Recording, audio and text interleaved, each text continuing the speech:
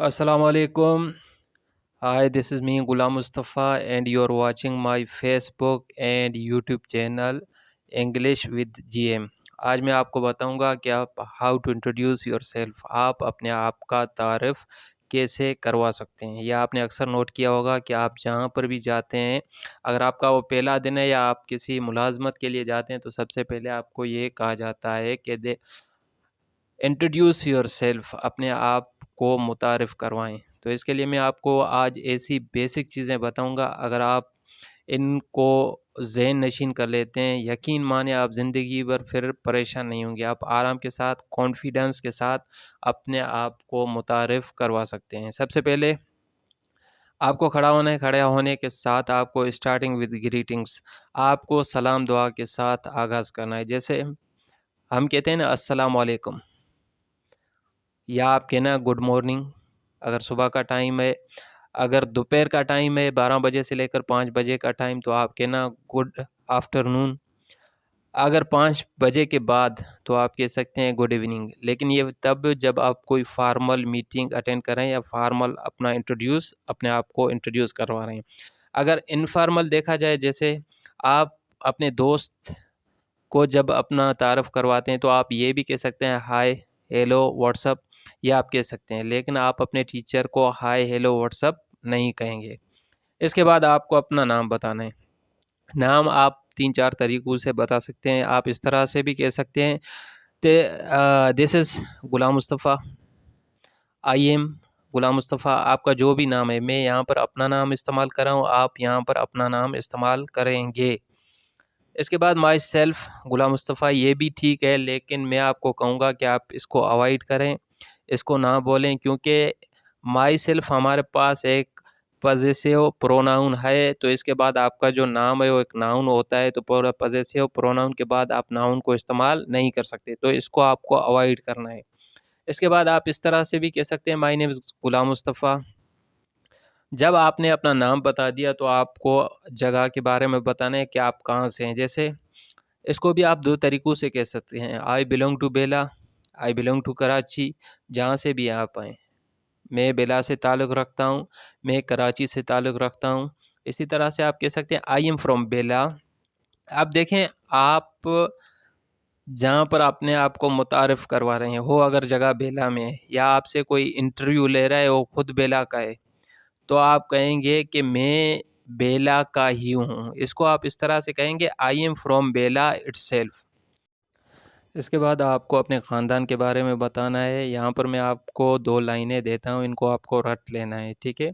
आपको ये लाइनें इसी तरह से बोलनी है, जैसे इन माई फैमिली, मेरे ख़ानदान में, अपार्ट फ्रॉम माई पेरेंट्स, मेरे वालिदीन के अलावा। अब आप अगर यहाँ पर कहें कि मेरे वालिदीन और दादा-दादी के अलावा, तो आप कहेंगे apart from my parents and grand parents. अब उसके अलावा देखें, आपके ख़ानदान में आपके वालिदीन के अलावा अगर आपका एक बड़ा भाई है, तो आप कहेंगे I have an elder brother. अगर आपकी एक बड़ी बहन है, तो आप कहोगे I have an elder sister. अगर आपका एक भाई है जो आपसे बड़ा है और आपकी एक बहन है जो आपसे छोटी है, तो आप कहोगे I have an elder brother and a younger sister. इस तरह से करके आप अपनी फैमिली के बारे में बता सकते हैं।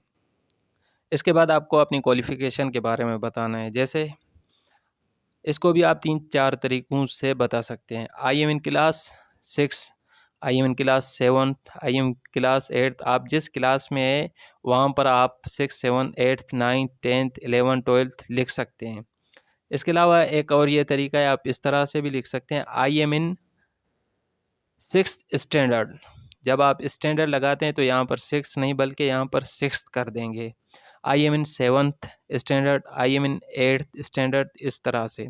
अगर आप ने ग्रेजुएशन की हुई है, तो आप कहेंगे आई एम अ ग्रेजुएट। अगर आपने पोस्ट ग्रेजुएट किया हुआ है, तो आप कहेंगे I am a post graduate. या अगर आप ग्रेजुएशन कर रहे हैं किसी यूनिवर्सिटी से, तो आप कहेंगे I am pursuing graduation from LUMS. इसके अलावा अगर आपके पास कोई एडिशनल स्किल्स हैं, जैसे किसी के पास कंप्यूटर का होता है, किसी के पास इंग्लिश का कोर्स होता है, तो आप इसको भी मेंशन कर सकते हैं। जैसे I have done 6 months basic computer course, मैंने 6 महीने का बेसिक कंप्यूटर कोर्स कंप्लीट किया हुआ है या किया हुआ है। इसी तरह से I have completed spoken English language course. इसके साथ-साथ अगर आपने कहीं पर काम किया हुआ है या किसी चीज़ के बारे में अगर आपका कोई एक्सपीरियंस है, तो आप उसको भी उसके साथ शेयर कर सकते हैं। जैसे I have 2 years experience of teaching, मुझे 2 साल पढ़ाने का तजर्बा है। इसी तरह से या आप कहेंगे आई एम अ फ्रेशर, मैं बिल्कुल न्यू हूँ, मुझे कोई तजर्बा नहीं। या I have 2 years experience working in management, management में काम करने का मेरे पास 2 साल का तजर्बा है। इसके बाद आखिर में आपको अपनी हॉबीज़ बतानी है, ठीक है? हॉबीज़ देखें, अगर आपकी हॉबी एक है तो आप कहेंगे माय हॉबीज़। अब आपकी जो हॉबी है, जैसे मेरी हॉबी है पढ़ना, तो मैं कहूँगा माय हॉबी इज़ रीडिंग। आपकी अगर हॉबी है म्यूज़िक सुनना, तो आप कहेंगे my hobby is listening to music, ठीक है? My hobby is playing cricket. आप इस तरह से अपनी हॉबीज़ को बता सकते हैं। इसके बाद आखिर में आपको ख़त्म करना है। ख़त्म आप इस तरह से करेंगे, आप कहेंगे दैट्स ऑल अबाउट मी। इसके बाद आपको शुक्रिया अदा करना है, थैंक यू।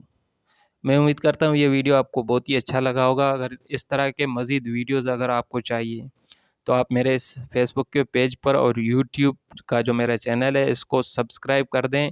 फेसबुक का जो पेज है उसको फॉलो कर दें, ताकि इस तरह के मज़ीद मालूमाती वीडियोज़ मैं आपके लिए बनाकर आप लोगों के साथ शेयर कर सकूँ। आज के लिए इतना ही। Thank you. अल्लाह हाफ़िज़।